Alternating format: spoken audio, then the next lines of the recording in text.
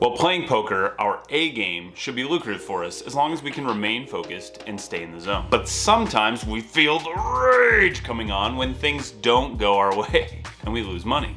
However, we don't have to succumb to the tilt. We can find ways to recognize it and then control it in order to stay in the zone and keep playing our A game so we're profitable. Hello all 431 of you fellow poker junkies. Welcome to another episode of Potato Poker, where we are never best but always learning. For those of you who don't know what tilt is, it's kind of like going to play golf without any experience. At first you're hanging out with your buddies, you're having a good time, it's just fun to be around. But after a while, after they've been waiting for you and you've shanked the ball into the woods 3 or 4 times, it takes you forever to putt, and things aren't going so great. Let's just relax now, okay?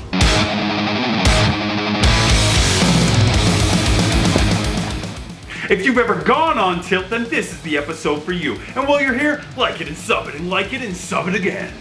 I'm about to bring you day 3 of my Vegas trip.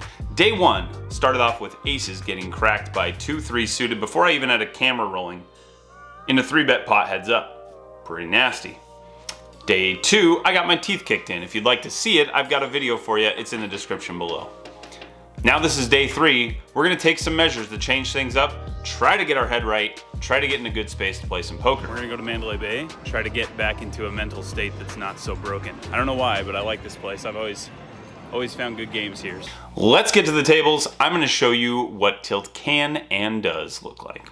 Well, the camera was not angled perfectly for this one, but we're at Mandalay Bay, $300 in our stack in the hijack, and we've got pocket kings. All right, this day's feeling okay. Under the gun raises to $15, and I'm going to re-raise him. I'm going to 3-bet a little bit on the small side. I choose $45, and the reason is I want him calling here. He has $200 in his stack, and I'm going to try to get all of his chips. My opponent does call, and the flop comes down ace, queen, jack, rainbow. This flop is like showing up to school as a kid and finding out that you have a test that you forgot to study for. My opponent checks to me, and I'm going to check back. Opponents at this stake are too often calling with ace-x and combos that are going to give him 2-pair or a set. It just doesn't feel good. I'm going to check behind.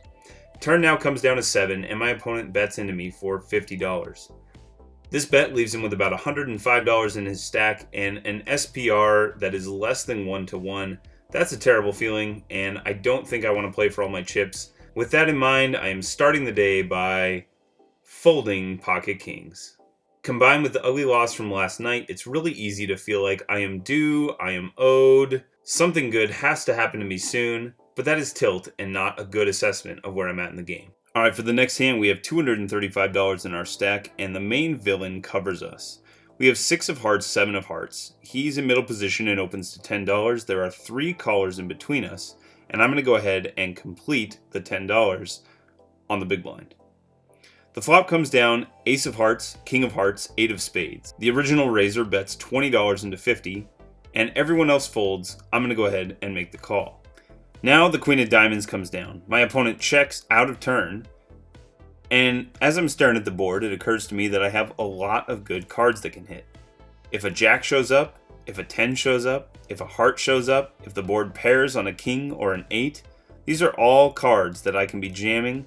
Therefore, I bet $35 so that if he calls, I will have a 1-to-1 stack to pot ratio. I'm going to jam all the good cards that show up, and I'm going to have to check and give up on any of the bad ones, like a deuce or a 4. The river is a good one. No, it's not a heart, and we don't have a flush. But what it does is it puts 4 to a straight on the board, and we definitely have jacks in our range. So I am going to jam for all of the chips here and put my opponent in a miserable spot. The opponent goes into the tank for a couple of minutes and seems like he has no idea what he should do. Ultimately, he decides on a call. Turns over ace-queen, and now we're stuck big at 1-2. We came down to 1-2 to right the ship, and somehow we're taking on water. Now we reload. We have pocket 9s in the cutoff with $300 in our stack. Early position raises to $12. I re-raise to $30 in the cutoff, and the opponent calls. The flop comes down 8-6-4 rainbow. I'm going to bet $40 before an overcard shows up to try to take this one down, and it works. The opponent folds. The game at Mandalay starts to dry up later in the day, so I leave for the Paris and decide to play some 2-5. For this one, I am under the gun +1, I have 900 in my stack, and I have the ace of spades, queen of hearts. I raise to $20, and the button calls. The flop is ace 8-3 rainbow. I bet $15, and the button calls. The turn is the ace of hearts. I bet $50, as this makes it look as though I don't have an ace as often, and I'm going to hope that my opponent has some kind of a pocket pair and doesn't believe me. It doesn't seem that this is the case, as he decides to fold. The very next hand that I'm dealt, I now have pocket kings under the gun, and again I make it $20. I get 2 callers this time, and we go to a flop of deuce, deuce, 9 with a heart draw. I bet $45 and both fold. I think I could bet a little bit smaller for some value, especially because I have the king, and because I have the king of hearts, I am blocking the flush draw, meaning that I'm going to get called with the flush draw less often.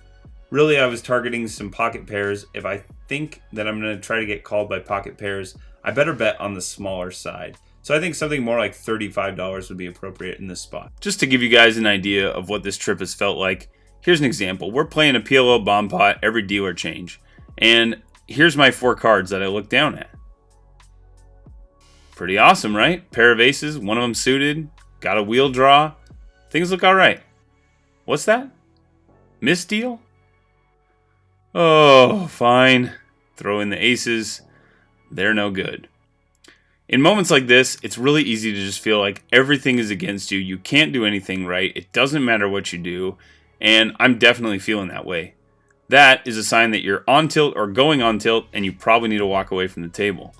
I definitely could have used a break at this point. But here, I'm going to look down at these cards. Let's see if we can turn this thing around. Not all hope is lost. Or is it? How ugly is that?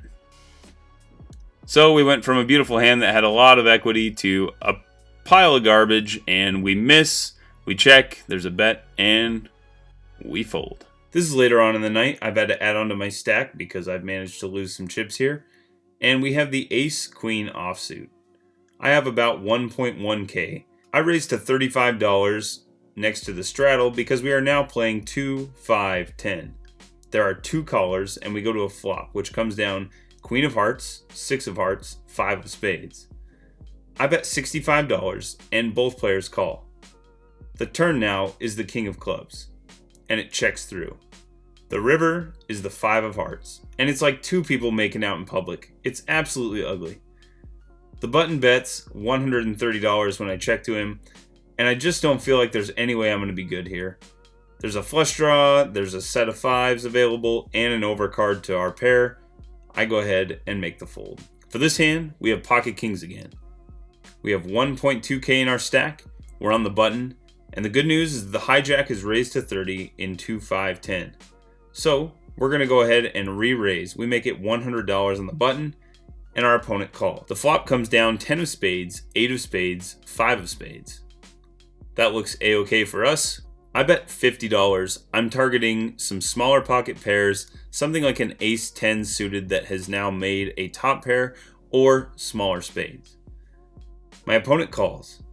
We go to the turn, and the turn is the deuce of spades. I bet $125, trying to keep my opponent around, and my opponent feels okay about that price and makes the call. The river comes down the queen of hearts. Beautiful, the board did not pair. We have the second nuts. I'm going to bet $275. Finally, we're going to get paid. For you to understand what happens next, I have to take you back 3 years ago. Reading that book made me realize that looking back at my cards can give information to my opponent. I resolved then and there to stop looking at my cards, and instead what I was going to do is check my cards before the flop and repeat in my head over and over again what I have. Therefore, what is running through my head is king of spades, king of hearts, king of spades, king of hearts. For the last 3 years that I've been doing this, I've been able to hold back information and not give it to my opponents. I roll my cards over, and that is not the king of spades. It was at this point that I decided I have to remove every distraction from the table. I shut off my camera. However, despite altering my circumstances, I went on tilt in a major way for the first time in a long time. The reason that this session did not go well for me, and the biggest mistake I made, was that I stopped asking myself an essential question. That essential question is, am I playing my best poker? But you're due, but revenge, but this is the opponent that got me, I'm gonna get him back. And you throw money away by playing bad hands, putting yourself in tough positions, and playing poor poker. If you found this interesting and you want even more information on how to prevent yourself from going on tilt, check out the writings of Tommy Angelo in Elements of Poker. It's a good book and will help you with this subject. If you'd like to see me play without tilting and going crazy and losing all my money, check out this episode right here. Thanks for watching, everybody. Smash them, like them, subscribe them. I'll see you next time.